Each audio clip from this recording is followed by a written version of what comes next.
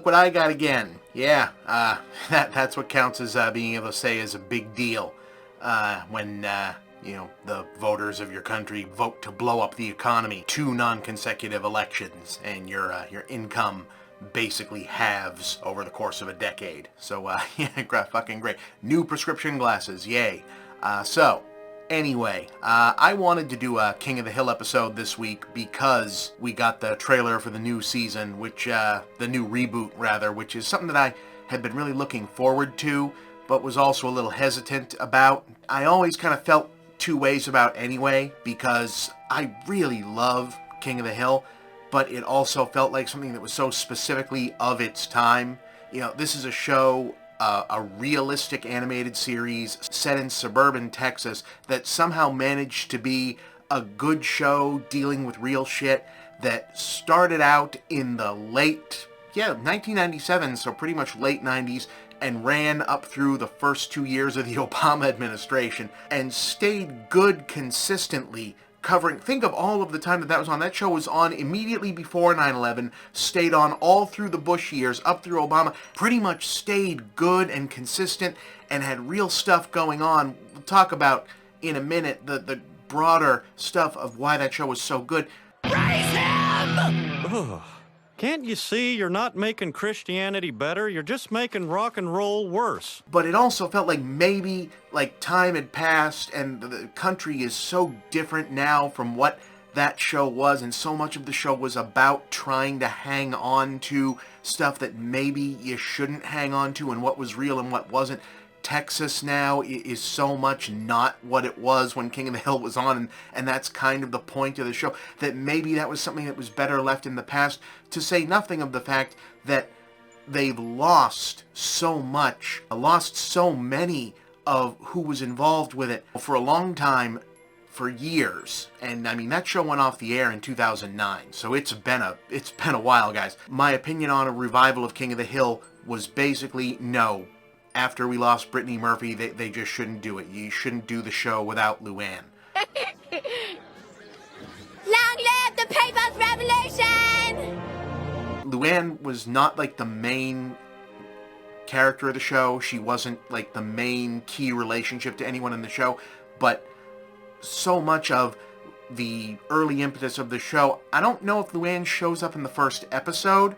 I'd have to go back and watch through like the arc of what order the episodes aired in, but the dynamic of King of the Hill so specifically was about Hank and Peggy and Bobby, Hank and Peggy especially, as early, not yet middle-aged people. I think Hank and Peggy are supposed to be in their mid to late 30s at least, as people who, Hank especially, someone who had just kind of felt that they'd figured out what their values were, or what the world was supposed to be, and having to reconfront as people who have young kids and then they grow up into teenagers and suddenly having to experience what popular culture and world culture now is, flooding back in and going, you know, Hank Hill noise, what is music now, what is culture now, and flooding in and having to deal with that in their lives. The uniquely boomer, older Gen X experience of, wait, we thought we were the cool, normal people who'd figured things out, and now it's this, what is this? And Hank interacting with Luann as a fully grown teenager, young adult, who already was one type of way, coming into his life, was such a unique part of that. What the hell was that? That was a breakup. That guy was an annoying, greasy-headed loser. I was dumped by a loser. Ah, jeez. Luann, sometimes life throws you a curveball. Now, there's 2 ways you can deal with it. You can cry, and that's the path you've chosen. Or you can not cry. Brittany Murphy, after both her and then Tom Petty playing Lucky had both died. Maybe they're both in the show now as other actors. My opinion for years after both of them had passed would have been, no, do not do a reboot of this. You can probably find me saying this on social media, maybe in other videos, just no, don't do this. Do not bring this back. Not without those 2 people. They're essential. It's too sad to think about this show without Brittany Murphy, especially given the way that she left the world. It's just, no, don't. You don't do it. Leave it alone. Let it end in the very perfect way that it did. Well, Dad, it looks like this is the last one. Oh, you're just getting started, Bobby. You'll be grilling your whole life. Just like you. Yep. Yep. That made water come out my eyes. Oh, I'm gonna need multiple takes for this one, guys. I can tell. And then we lose Dale's voice actor. Also died midway through the production of this series. So many others, since they use so many effective older animation veterans, have either retired or weren't coming back. It just felt like maybe they just shouldn't do this. And really, all I needed to know when they aired the reboot trailer, which looks great, makes it look great. I'm on board at this point. Just so we're clear, just get that out of the way. All I ever wanted to know from any kind of continuation for King of the Hill was Bobby's doing okay. And what they're doing with the new plot of it, you know, they're back. Hank and Peggy have apparently been off running like a propane operation in Saudi Arabia, so they've come back to ARLEN, I guess, after a decade's time or whatnot. So now they're the fish out of water to how America has changed. Dale is more like a normal person compared to how people who would have been like Dale otherwise are in the Trump era. That's genius. Hank being the person that has to readjust to a new America is a genius idea. And Bobby is now running like a fusion restaurant. Genius. Sounds great. I'm on board. Now the show is coming back, and we've now learned that actor Jonathan Joss, the Native American voice actor and character actor who was the voice of John Redcorn on the show. Oh, there you are. Hello, John Redcorn. Oh, yes, we were just back here. This is where the drum solo usually goes. A supporting character, but one of the most important supporting characters on the show, was killed, according to his husband, in a hate crime incident. Murdered in a hate crime in Texas, where they both lived. The details of which are horrifying. I'm not going to repeat them here in this video. They are in the news. Horrible. Rage-inducing. Outrage-inducing. You can read them for yourself. He may or may not have already been recording some lines for the new season. I'm a little unclear on those details. But that's much less important to the fact that this man is dead. Don't know if they're recasting this role. That's obviously much less important. Say that up front. The most important thing is that this extraordinary performer, he also was on Parks and Rec. He was the tribal chief who interacted with Leslie in several storylines on that series. Ken Hotate, great bolo tie, is that new? Why, yes, it is. My son sells them on Etsy. He is a huge disappointment. This is sacred burial ground, and I just hope that the souls of my ancestors don't put a curse on this festival. There are two things I know about white people. They love Matchbox 20, and they are terrified of curses. And, you know, I debated not doing this episode further at all, or just pivoting. If you're watching this, I guess I did. Is that, in addition to being a tremendous voice actor, I believe he took over the role after the first season of the show, voiced the character the vast majority of times he appeared, was that this character, the character John Redcorn on the series, was maybe the most emblematic, despite not being in the regular cast. He was a very frequently appearing supporting character. You know, you start doing massage to pay the bills, and you tell yourself, just a few more years of this, Johnny. And then one day, you look up and you're 40. You're 40, Hank! Okay there, John Redcorn. You make some good points. Maybe the most emblematic of why this show worked so well, and why, despite my own misgivings, many people's misgivings, whether this should be a revived show. Because ironically, unlike other shows that have just kind of run forever, like The Simpsons, like Family Guy, many of those shows had been taken off the air for over a decade. I think that if they had just come back, picked up exactly where they'd left off, it would be no big deal. But this is a series that really does have to come back and actually explain why it was gone for a decade, where these people have been, age up the cast, actually tell where they've been, because they felt like real people. And that doesn't take away from other animated shows that do the immortal characters, unchanging cartoon logic thing, because that works too. I think that it is equally important for The Simpsons in the context of how they write the show and how they work, that they don't age, that they don't change, that they've made it part of their identity, that as the comedy song and the clip show goes, you cannot stop The Simpsons, it will live forever. It's gone from being a joke to like a statement of purpose. 10! I stopped it. That was beautiful. The rebellious spirit of a 10-year-old boy was more powerful than the most advanced AI in the world. The Simpsons has not ended. It has reset.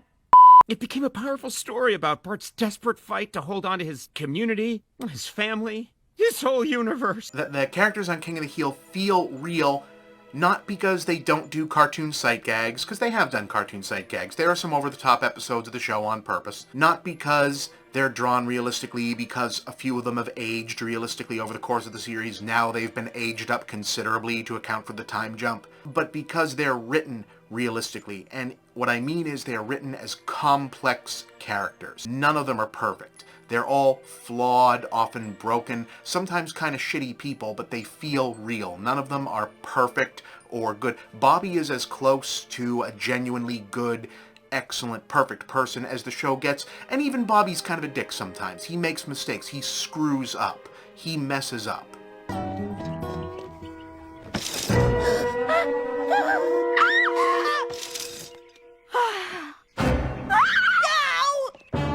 Bobby, have you seen Luann? No, she's my cousin. I'm gonna ride home with Joseph. Luann is practically my sister. I'm not supposed to see her in that state of affairs. I just gotta get that picture out of my head. Put it in my head. You leave your face open, you're gonna get popped. See? See? Pop, pop, see? You left yourself open, Dad.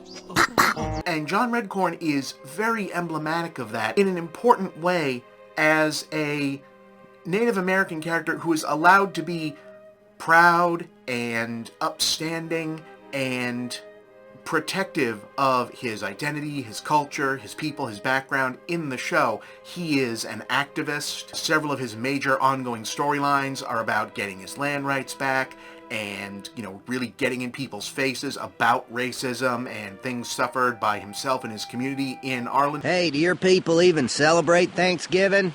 We did. Once. But that's not all that he is. He is also a philanderer. He's banging Dale's wife. He's got a kid that is his, that's being raised by another guy that everyone knows about and is just kind of like keeping on the down low in the town. He is jumping out of people's windows as their husbands come home. Dale, this isn't how I wanted you to find out. Quit screwing around with my mower. You've got to be kidding. I don't kid about my mower. Now get inside and start massaging my wife. He's taking some of the fun out of this. He is leveraging the fact that the other mostly white characters in ARLEN just kind of assume that he's got magic woo-woo native powers to be a healer and just kind of leverage generic, you know, mall yoga massage parlor stuff as some kind of special skill to make money and fund all of his various get-rich-quick stuff. Oh, Peggy, just dropping off a new healing herb for Nancy to help with her migraines. Ginkgo biloba. Oh, yeah, sure, I've heard of that. And on top of that, he has completely non-stereotypical traits. He's a metal rock musician that he then transitions into kind of a Raffi thing. He tries to start a casino as a cash grab, and then he gets pissed when the scam doesn't work. He teams up with Dale, whose wife he is still seeing on the side, to get stuff out of the government. He's an interesting, flawed, deep, rich character, not a stereotype. And you almost never see this kind of characterization with native characters on television.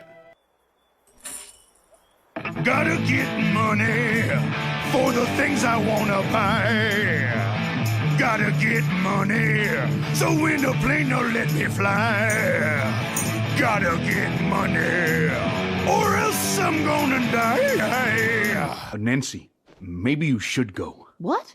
No, I have an appointment with you for my migraines. Yes, I know. It's just, I've healed you 3 to 5 nights a week for many years. I could really use a night off. You know, this is one of those things that's sort of a boomer Gen X affectation when it comes to talking about race, that Native Americans specifically went from being, between like the 60s and 70s into the 80s, the one minority group of characters in popular culture that went from catching some of the worst racist stereotypes in movies and TV to getting an overcompensation wave where either portrayed as untouchably noble to the point of being always boring, to just, we won't depict them at all because we're performatively feeling bad about how mean we were for a while. Like, there's even a not joke about this in Drawn Together, of all places. One of the stupidest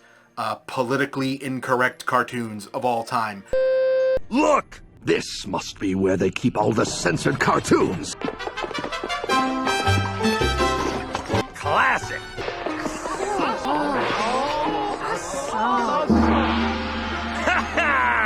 Another classic!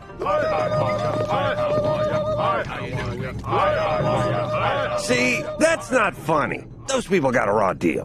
Funny story, going back to research that clip is where I remembered and had completely forgotten that that stupid-ass show actually got to the mocking Disney Mickey Mouse evil genius stuff, like, before South Park did. So, like, one of the few actual South Park jokes that held up is something that Matt and Trey might have just, like, ripped off from fucking Drawn Together, of all places. And Jonathan Joss was really, really good at this gag, because, like I said, he did it in Parks and Rec, different spin on a very similar character, and very funny. I'm just trying to do something good for this town, and I'm trying to save my friends' jobs. Can you help me out here? A Native American tribe making a deal with the government. What could go wrong? Malevi, Malehu, Wapa Kuka, Malehe, Dubi, Dubi, Du. With that sacred ceremony, the Wamapop curse has been lifted. But this is what was great about King of the Hill overall. All of these characters were complex and complicated because people are complex and complicated. Hank and Peggy Hill, people who really don't understand what their own politics are, but absolutely understand what their values are. Dale Gribble, a guy who in the first season is written kind of as just a generic right-wing militia bigot, and transforms very quickly into a character who is crazy in some respects and is actually so far afield that he's more progressive than some of the other characters. All of these characters are three-dimensional and interesting. An actual hateful character like Cotton managing to help Peggy when she's disabled because he is also disabled and they can relate to each other. What a great episode that was. You want to waste your time in rehab? Get in your chair and go. You sadistic son of a... What are you on your knees for, woman? Praying ain't gonna help. If God loved you, he'd have opened your sissy chute. You shut up, you... Oh, yeah. Teach me to walk. You ready to hate me more than you ever hated anyone in your life? I already do. Then we're halfway there. Bobby managing to relate to Cotton when they were at the military school. So many good episodes of this show, and relatable because it understood that even people who aren't good are still complicated, and still, even when so awful they can make you question their humanity, are still complex. There's still something under there. Even simple, stupid people are still layered and interesting. That's easy to forget. Believe me, I know, I struggle with it. Oh gosh, I think I need a beer. Honey, you want a beer? Yes. Yes. How did he know I wanted a beer? Man, I can't wait to see what they do with Khan and Min, the Super Newson phones in the new season. They're already confirmed to be back. They were such fascinating characters in the show. The idea that first-generation immigrants who escaped an actual communist dictatorship would be reachingly, performatively susceptible to the excesses of American capitalism, even more so than suburban Texans. Mwah! Brilliantly observed, and you saw nothing like them in any other shows. There is no other characters representation for characters exactly like that. And when you do see it, they're caricatures instead of well-observed, interesting characters. Khan is such a fascinating character. Connie is so fascinating. Min is fascinating. Even their asshole boss, Ted Wasana-song, was an interesting character, and he's a straight-up villain in the show. Nancy has a headache and requires treatment. I will need about an hour. And a bottle of Vaste Spumante. This is the thing about King of the Hill. People often, there's this like running joke like, oh, you know, everyone on King of the Hill would have voted for Trump. Bullshit. Bullshit. The only two people I can tell you for sure would have voted for Trump on King of the Hill is Nancy. I just have a feeling. And Boomhauer, because Boomhauer was a cop. We found it out in the very last episode that this whole time Boomhauer's been a Texas Ranger, which makes perfect sense because how else would everyone else on this show that he knows be getting away with all this stuff?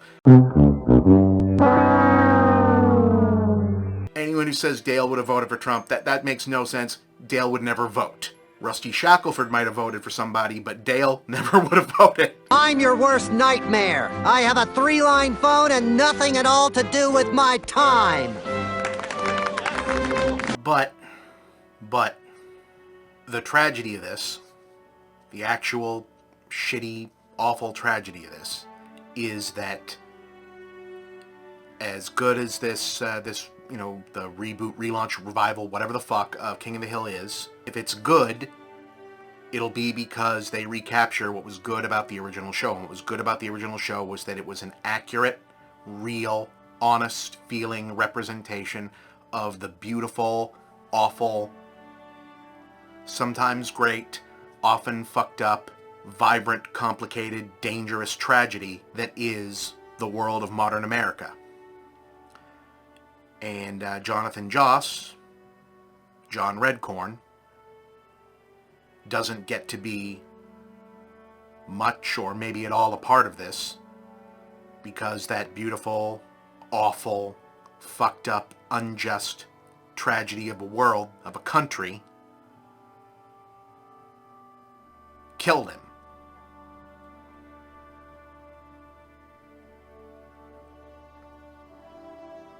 And there's no putting a gloss on that. It sucks. The work he did mattered. The characters he played mattered. This man's life, as the saying goes, mattered. I genuinely hope that the new King of the Hill is good. I genuinely hope that this whole new run of it is good and that there's a lot to enjoy in it. But it's going to be less than it would have been without this person involved. Because we all will. I'm Bob, and that's the big picture.